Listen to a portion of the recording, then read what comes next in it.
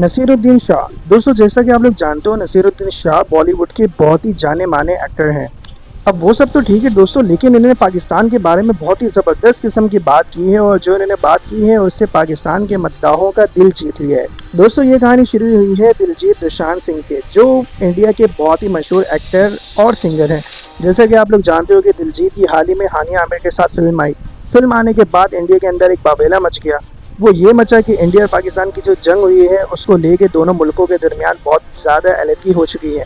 अब इंडियन जो है उस पर आग बबूला हो गया और कहने लगे कि दिलजीत ने ये फिल्म बनाई तो बनाई कैसे हानिया आमिर के साथ। नाउ दोस्तों नसीरुद्दीन शाह ने दिलजीत के हक में एक ट्वीट कर दिया, लेकिन दोस्तों बाद में कुछ इस तरीके से होता है कि वो पोस्ट जो होती है वो डिलीट हो जाती है, हट जाती है जहाँ पे उन्होंने लगाई थी।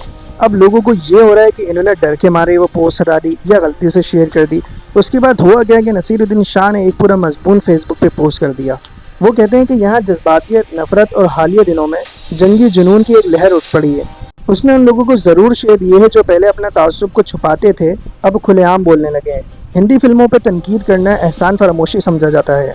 भाईचारे की अपील, गद्दारी और ट्रैफिक कवानीन का एहतराम ना करने पर शिकायत करो तो कहा जाता है कि कहीं और चले जाओ, और बहुत कुछ। ये सब दिलजीत दोसांझ के हक में ये बात कह रहे हैं जो मैंने आपको बताई। साथ में दोस्तों वो ये भी कहते हैं कि क्या पाकिस्तान से हम लोगों को बुरा भला कहा जाता है, क्या हम लोगों को ट्रोल किया जाता है, बल्कि यही नहीं, हमें सिर्फ वहाँ पे बुलाया नहीं जाता बल्कि बुला के इज्जत भी दी जाती है।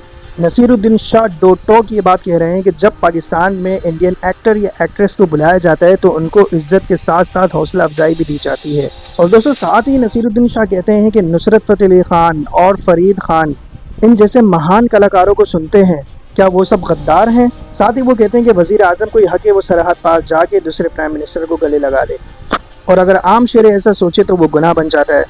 और साथ ही में दोस्तों वो ट्रोल करते हुए सवाल भी पूछते हैं, क्या हमें वाकई कोई फ़ायदा है इस चीज़ का कि हम पाकिस्तानियों से नफ़रत करें, और वो भी सिर्फ इसलिए कि उनकी हुकूमत या फ़ौज कुछ करती है। और साथ ही दोस्तों वो बहुत ही कुछ कहते हैं कि मुझे इन सारी चीज़ों को कोई फ़र्क नहीं पड़ता, मुझे अपनी वतन से मोहब्बत करने को पेश करने की ज़रूरत नहीं है, मुझे सब पता है कि मैं क्या करता हूँ, क्या जानता हूँ, और बहुत कुछ। और आखिर में वो ये कहते हैं कि मैंने जो पोस्ट की अपने होश आवाज़ में की, डट के की, और मैं अपने अल्फाज पे कायम हूँ।